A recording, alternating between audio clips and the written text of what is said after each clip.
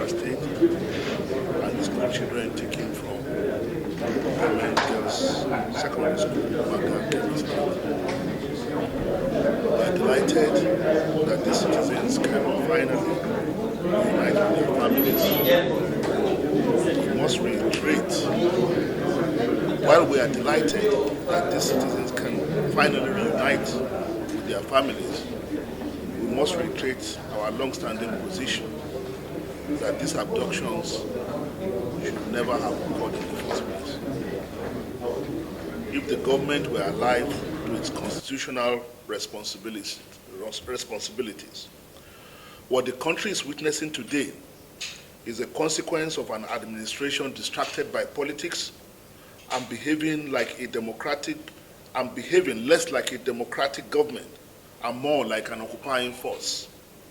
It is telling that it took a chastening comment from President Donald Trump to provoke even the slightest response from this government to the problem of insecurity in Nigeria. Yet, even as we welcome the safe return of the victims, we remain deeply concerned about the opaque and troubling manner in which their release was secured. The conflicting accounts coming from different government officials make it clear that the federal government is not being honest with Nigerians about the circumstances surrounding the release of the abducted victims. We strongly believe that this administration is negotiating deals with insurgents. It is especially alarming to hear the Inspector General of Police state that the perpetrators of the Kwara Church attack were not arrested just because they came out voluntarily to surrender the victims. Equally troubling is the comment attributed to the presidential spokesman, Bayo Onanuga, suggesting that the abductees were released simply because the government and security operatives asked them to do so. This raises serious questions. Is the Nigerian government paying ransom to insurgents? What exactly was exchanged for the so-called surrender of weapons by the kidnappers? And if these bandits truly surrendered weapons, what prevents them from simply acquiring new ones and continuing their criminal enterprise? If they are not going to be arrested and brought to justice, what happened to the people they shot and killed in cold blood? Where is justice for the families of those victims if their murderers are allowed to go scot-free because government needs a quick win to celebrate? The ADC is deeply concerned that if negotiation with bandits has become the government strategy for tackling insurgency and the surge in kidnappings, then Nigeria is on a dangerous and misguided path. It is the approach of an administration searching for shortcuts instead of confronting the problem decisively. By appeasing insurgents in this manner, the government is in effect expanding the banditry economy. Predictably, the bandits returned to the same Ekiti local government in Kwara State the very next day after the release of the churchgoers, abducting 11 more people in Ishapa town in Kwara State. This pattern shows clearly that a system that focuses on rescuing victims without bringing perpetrators to justice only reinforces the vicious cycle of terror. Closure of schools. A few days ago, in response to the escalating abduction of children, the federal government ordered the closure of 47 unity schools across the country. Several state governments have followed suit, shutting down schools and sending children home. While the government may consider this the safest short-term options, it sends a dangerous message to terrorists. A government that quietly negotiates with insurgents and then shut down schools to avoid further kidnappings has in effect conceded ground to terror. By closing schools, the Tinubu administration is reinforcing the ideology of Boko Haram, which was built on a claim that Western education is forbidden and signaling weaknesses where strength is required. This government is effectively telling the world that it cannot protect Nigerian school children or safeguard our public institutions. The government is admitting that it can no longer take responsibility for the security of children entrusted in their care. What we are witnessing is the creeping paralysis of our society and the gradual shutting down of our country. Terrorists are now dictating government decisions and reshaping the future of our children.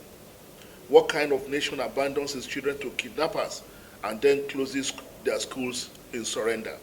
How long will we continue to keep our children at home? And by what measure will government decide that it is finally safe for children to go back to schools?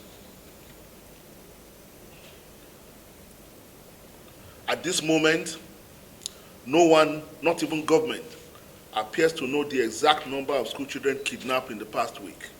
This alone is a damning indictment of an administration that claims to take the security of its citizens seriously.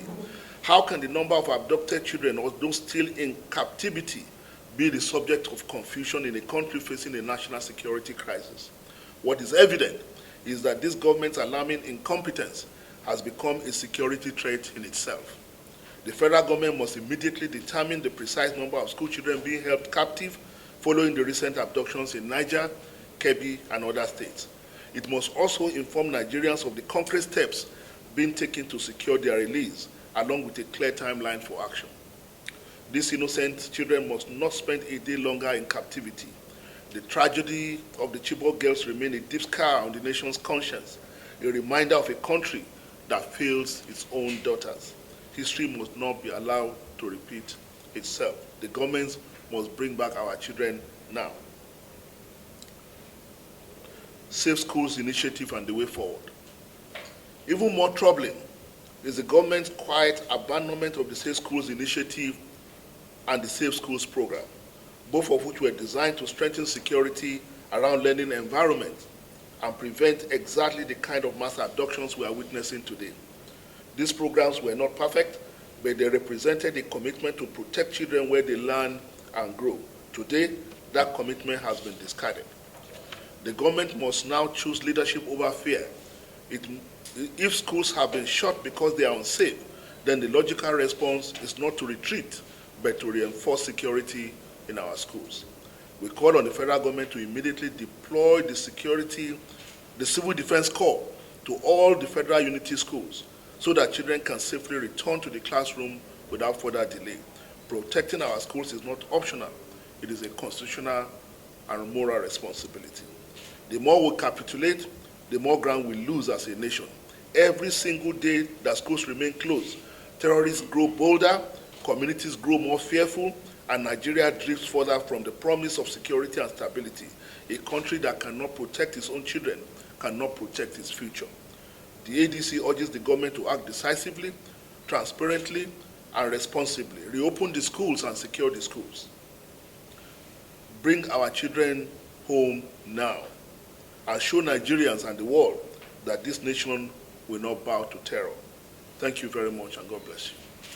If you have any questions, it is shocking. That's why I say the government is not addressing the fundamental issues. The government is not behaving like they understand the enormity of the security challenges that this country faced.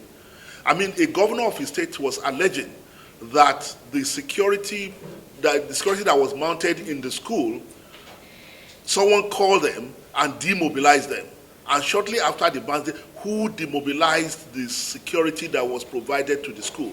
The federal government is not asking these questions. Rather, what they are doing is doing business with terrorists and negotiating with them. We also saw videos of terrorists celebrating and even joking and playing with children. Why is the federal government of Nigeria not going after them? They know where they are. They know where they send officials to them to negotiate. Why are they not going after them?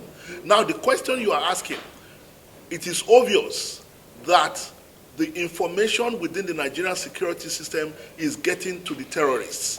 Why is the federal government of Nigeria not auditing its own system? So there is a whole lot of things wrong. It's not just about what we see.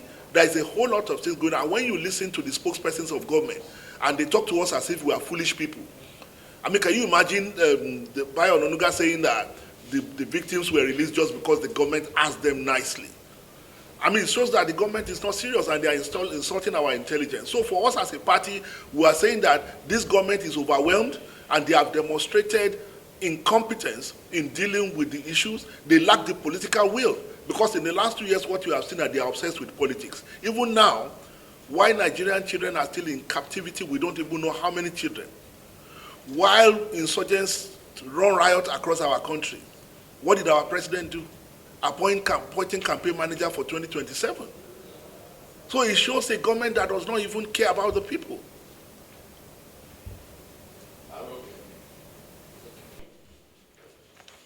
If you need this.